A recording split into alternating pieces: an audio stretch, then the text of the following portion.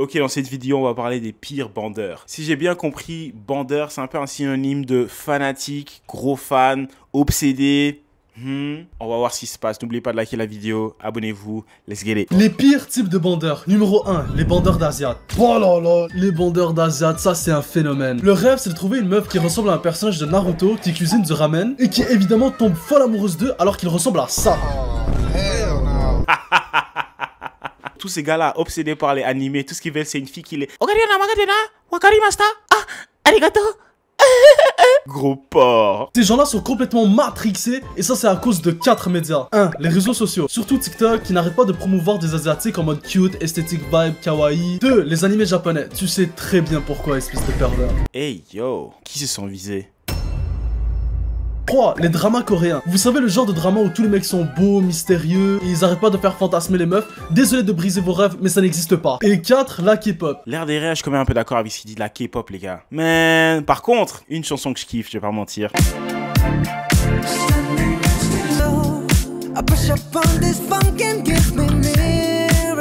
Pour les besoins de la cause, je suis allé faire mes petites recherches et je suis tombé sur des dingueries. Dites-vous, il y a des meufs à un concert de K-pop, elles ont suivi leur idole préférée jusqu'à la toilette, tout ça pour ramasser ses excréments et les manger. Mais dans quel monde on vit, frère? What?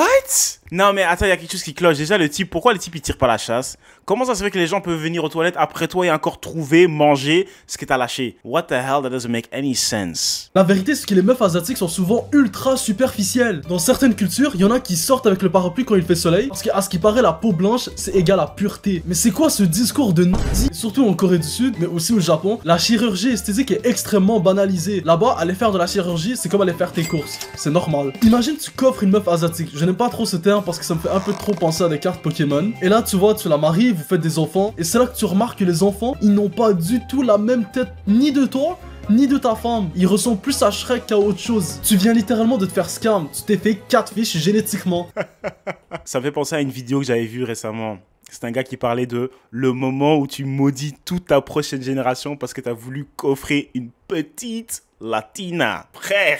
Projet Mbappé, c'est dans le passé. Maintenant, nouveau projet Wemby. Projet Wemby Nyama. Toi, tu fais 1m80. Ta petite Latina fait 1m51. Hell no. Tu vas devoir l'inscrire au Jiu-Jitsu. C'est mort. Mais bon, là, on va parler d'un sujet un peu plus grave. Il y a une sous-catégorie des bandeurs d'Asiat, mais encore plus tarés. Est-ce que vous avez déjà entendu le terme Passport Bros? En fait, c'est des mecs qui n'arrivent pas à draguer des meufs dans leur propre pays et qui donc voyagent dans d'autres pays plus pauvres pour pouvoir trouver une femme plus facilement manipulable. Souvent, ça va être des pays comme les Philippines, le Vietnam ou la Thaïlande. Leur plan là-bas, c'est de trouver une meuf asiatique qu'ils trouvent jolie, tout ça pour essayer de la ramener dans son pays en lui miroitant une meilleure vie, des trucs comme ça. Mais eux, dans le fond, tout ce qu'ils veulent, c'est avoir une femme facilement manipulable et qui obéit aux ordres. En gros, ils veulent une esclave. Oh, lui aussi, il va s'y mettre. Pourquoi à chaque fois qu'on dit on veut une femme qui obéit, ils veulent directement lier ça à l'esclavage? Come on, man. Si tu dis, oh, je préfère que ma femme me casse pas la tête, directement c'est, ah, d'accord, en fait, t'es misogyne. Ah ouais, d'accord, tu veux une esclave, en fait. Ah ouais, t'es équipe Alex Hitchens. Déguisé derrière une quête de l'amour. Une meuf, c'est pas un trophée ethnique. C'est franchement malsain parce que derrière les Passport Bros, il y a des histoires de trafic, de femmes exploitées, de mineurs vendus, même. C'est ignoble. Y a rien de mal à avoir une préférence et à vouloir sincèrement trouver l'amour ailleurs. Mais quand c'est rendu que tu fantasmes sur un peuple entier, c'est plus une préférence, mais du fétichisme. Avec même un petit côté raciste. Comme au lieu d'aller chercher votre Asiat, trouvez quelqu'un que vous aimez et qui vous aime en retour, pas pour son argent, mais vraiment pour sa personnalité. Je comprends ce qu'il dit, mais je pense que tout le monde a un type, tout le monde a un peu ses préférences, et je pense que c'est complètement ok. Mais bien sûr, il faut accepter dans les deux sens, tu vois ce que je veux dire, pour le même prix, toi tu kiffes une go et puis elle se dit,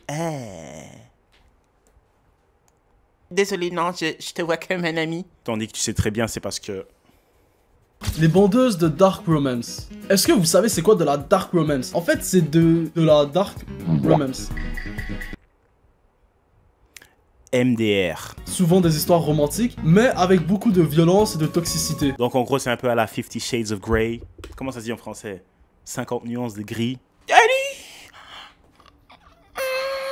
Calmez-vous, calmez-vous. Calme-toi! J'étais à côté d'une meuf, franchement c'était une bolée, tu vois. Elle avait toujours des 100%, elle était assez timide et réservée. Franchement, elle avait l'air d'une ange de l'extérieur. Et une fois, histoire de lui faire la conversation, je lui ai fait une petite remarque sur son livre, en mode ouais, qu'est-ce que tu lis et tout. Light Skin Riz. C'est haram, c'est haram. Toi, je lui demande, tu lis quoi? Et là, je vois quoi? Sur la couverture, c'est écrit un truc genre amour, domination, des trucs bizarres comme ça, tu vois. Et là, elle me fait lire vite fait. Eh Willy, je suis tombé sur des bails sombres. C'était des trucs genre, le début c'était calme, tu vois, c'était l'histoire d'une jeune femme qui part à l'école et après qui rencontre un mec. Tu vois, une belle histoire d'amour. Après j'ai lu un peu vers le milieu, c'est des trucs genre, il m'a pris avec ses mains poilues, nos transpirations se sont mélangées, des trucs bizarres comme ça mon frère. Mesdames, un jour il va quand même falloir nous expliquer en gros c'est quoi que vous aimez. Parce que c'est la même chose aussi hein, quand tu vois une go, tu lui envoies un message, ouais tu fais quoi? Oh je suis en train de regarder une série. C'est quoi que tu regardes? Ah ouais c'est un truc sur les meurtres. Ok d'accord. Ah ouais, c'est un psychopathe. Ah ok, d'accord. Ah ouais, c'est un homme qui kidnappe les femmes. Ah ouais, d'accord. Genre, y a pas un National Geographic, tu regardes Le Monde de l'océan, un documentaire sur les baleines, je sais pas, un truc simple, un truc ok. Pourquoi c'est toujours des trucs extra comme ça? Ah ouais, non, en fait, il s'est fait avoir, il avait 65 femmes dans son placard, mais en fait, c'est vrai qu'il est assez mignon, hein. Wow. Numéro 3, les bandeurs de dev perso à l'école. On a tous déjà connu ce mec. Tout ce qu'il fait de sa journée, c'est regarder des vidéos de Lohan LV et de Andrew Tate. Il ne fait strictement rien d'autre. Et le pire de ça, c'est qu'il se croit supérieur à nous, juste parce qu'il fait du dev perso. Alors qu'en vrai de vrai, bah le mec... Ça veut dire quoi dev perso là? Honnêtement, j'ai aucune idée. Le mec c'est un putain de branleur. Il ne fait rien de sa vie. Son véritable problème, c'est le fait qu'il commence plein de choses à la fois et qu'il ne finit jamais rien. Et là, il va venir te voir, il va te dire ouais, j'ai un projet, dropshipping, business. Après... Frère, explique-nous c'est quoi dev perso, ça veut dire quoi? Damn! Parce qu'en fait, ce mec-là, c'est vraiment le roi des prouveurs. Tout ce qu'il veut faire, c'est prouver. À la base, le développement personnel, c'est stylé. Ça parle de discipline, de respect, de... Oh! Dev perso, c'est développement personnel. Si c'est ça, alors je pense que je comprends. Andrew Tate, dropshipping, commencer un business. Si c'est développement personnel, ok. I understand it now. Il va filmer sa routine impossible à produire, tu sais, le genre de routine là. Tu te réveilles à 6h du matin, tu fais 100 push-ups, tu travailles sur ton business, tu vas au gym. Ah, mais l'air de rien, le développement personnel, si t'es vraiment sérieux avec ça, honnêtement, je te pousse à le faire. Bien sûr, se réveiller à 3h du matin, ok, tu vas suivre, ça dépend de ton style de vie. Mais moi, mon réveil maintenant, normalement, il sonne à 5h30, 5h30, tu vois. C'est parce que je commence le boulot tôt aussi. Et donc, je fais mon sport le matin. Comme ça, comme ça, après mon taf, directement, je peux enchaîner des vidéos, tu vois ce que je veux dire, je peux faire mon contenu, je peux faire mes montages, etc., etc. Comme ça, je suis tranquille, tu vois. Donc, ça dépend un peu de ça. Parce qu'imagine, j'aurais pas fait ça le matin. Genre, tu te réveilles vers 7h, 7h30, tu vois, tu vas au taf. Mais puis, le soir, tu dois encore faire plein de trucs, tu vois ce que je veux dire. Imagine, tu dois encore aller faire le sport. Imagine, tu dois encore faire ton contenu. Imagine, tu dois faire tes montages. Imagine, tu dois encore manger, etc., etc. Tu vois ce que je veux dire? Donc... développement personnel, je pense qu'il s'agit surtout d'avoir une certaine discipline, d'avoir un certain agenda, certaines routines. Ça, c'est important. En tout cas, je pense que ça aide énormément de personnes. Surtout pour t'aider à arriver vers ce palier où tu peux récupérer ton temps, bien sûr. Mais je pense que la majorité d'entre nous, on taffe. Et si tu taffes, voilà, ta vie tourne un peu autour du boulot. Et donc, tu dois trouver tout ce qui marche autour. Moi, je suis pro développement personnel. Mais c'est bien sûr ces gens qui sont là en train de parler, en train de mettre des stories avec l'heure, etc., etc. Frère, come on, man. Arrête de dire non, 2025, les gars, 2025, c'est mon année. Frère, ça fait 5 ans que tu nous dis. Vas-y, tu vois, je arrête de le dire, fais. Comme je dis toujours, on se va au top, les gars, let's get it. Tout ça pour qu'il abandonne une semaine après, mais bon. Le vrai problème avec le bandeur de dev perso, c'est que il fait tout et rien à la fois. Il a des objectifs clairs, il veut devenir 100 000 $, mais il s'en bat les couilles des moyens qu'il utilise. Quatrième bandeur. Là, les amis, je vais parler avec émotion. Les bandeurs de Nintendo, aka les plus gros fanboys de l'histoire de l'humanité. Bon, je critique, mais j'en ai fait partie. Ça peut peut-être expliquer ma virginité. Les fans art... L'air de rien, maintenant qu'on parle de Nintendo, c'est quoi la plus grosse console au monde? Parce que moi, ma première idée, c'était PlayStation, mais je pense que c'est pas ça. Je pense que PlayStation, c'est surtout dans la communauté des hommes, mais Nintendo, Wii, Switch, Nintendo DS back in the days, j'ai l'impression que ça c'était vraiment acheté, même les adultes, genre, ils achetaient ça. Donc j'ai l'impression que Nintendo est plus grand que PlayStation, en fait. En tout cas, c'est clair que c'est pas Xbox, ça c'est clair. Et bien sûr, PC, gaming, PC, ça compte pas, d'accord? Donc c'est quoi? Nintendo ou PlayStation? Je pense que c'est Nintendo. Nintendo pourrait leur vendre du carton et ils vont quand même acheter. La Nintendo Switch 2, c'est une fraude. 470 € la Switch. Mario Kart à 80 €. avec la conversion canadienne, on peut atteindre des chiffres jusqu'à 730 $ pour la Switch et 120 $ pour un jeu. Et évidemment, tu vas acheter le online parce que qui joue à Mario Kart Offline? Tu veux jouer avec ton petit frère, tu veux jouer avec des amis quand ils viennent chez toi, donc t'achètes des manettes. Bref, pour avoir l'expérience complète avec la Switch 2, faudra poser un SMIC. Nintendo s'est rendu une passion de riche. Dites-le si vous voulez mon foie, mon argent, mon héritage, mon avenir. Est-ce que je vais vraiment sacrifier un mois de nourriture pour une Switch? Non! Et tout ça pour une console aussi puissante que la PS4. Je rappelle que la PS4 est sortie il y a 13 ans. Waouh! La PS4, c'est il y a 13 ans. Blague à part, qui est prêt pour GTA 6, hein, les gars? Let's go.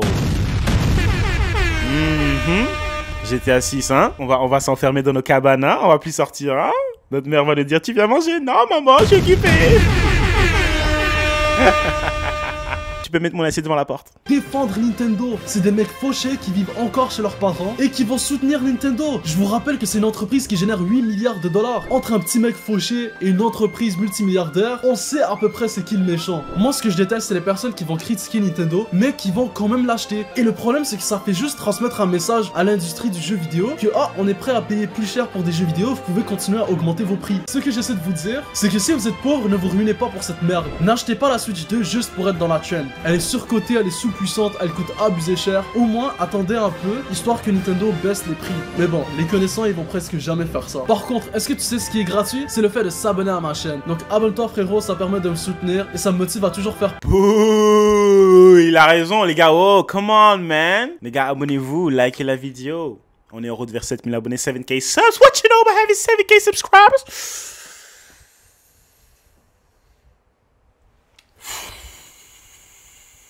Let's get it. On roule vers 7000 abonnés, let's go. De vidéos. Bon, là on va finir avec le dernier type, les bandeurs des cités. Ces gars-là, tu les repères à des kilomètres. Survêtements Lacoste, sacoche Gucci, les plus gros wannabes de la planète. Alors que ces fils de pute, ils vivent dans des maisons de luxe. Je vous raconte une anecdote. J'ai un pote, sa mère est médecin et son père est pilote d'avion. C'est les deux métiers que tes darons rêveraient que tu fasses. Le mec n'a jamais rien manqué de sa vie. Il a toujours eu de la nourriture, il a toujours eu les jeux vidéo en avance. Bref, il avait la vie parfaite. Mais ce génie-là a décidé de tout foutre en l'air quand il est parti voler une voiture juste pour faire le voyou. Résultat, il a un casier judiciaire et il s'est fait virer de son emploi. Tout ça juste pour faire genre qu'il a vécu dans la haine. Pourquoi c'est cool d'être un voyou?